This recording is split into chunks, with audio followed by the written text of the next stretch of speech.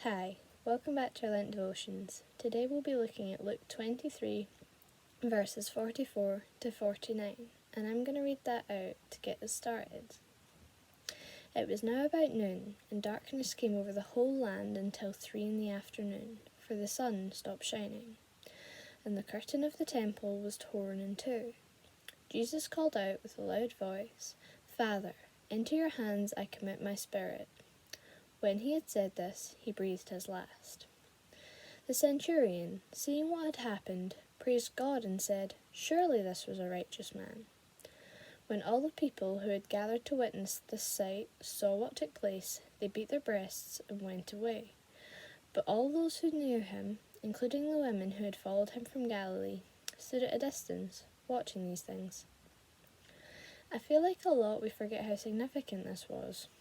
We've known the story since a young age, heard it many times, and it doesn't have as much of an effect on us as it did the first time we heard it.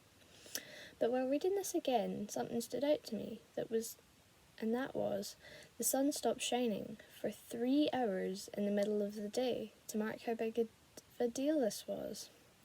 This was during a point in the day when the sun's at its brightest, its highest, its most prominent, yet it still stopped shining.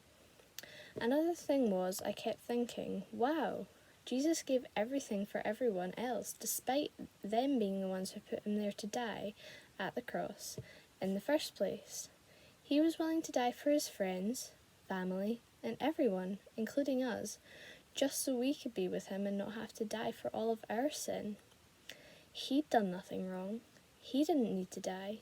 God didn't force him, but he did die, just because of us. Do you think any of us would be willing to do the same in this age where a lot of people only think of those closest to them? I don't know about you, but if I'm being truly honest, I wouldn't want to do that. But maybe there's something we can take from this. Maybe we don't have to die for our friends and family. But in this crazy time we live in, we could remember them and give them a call or text to remind them we're still thinking of them. I hope you can take something from this. Bye.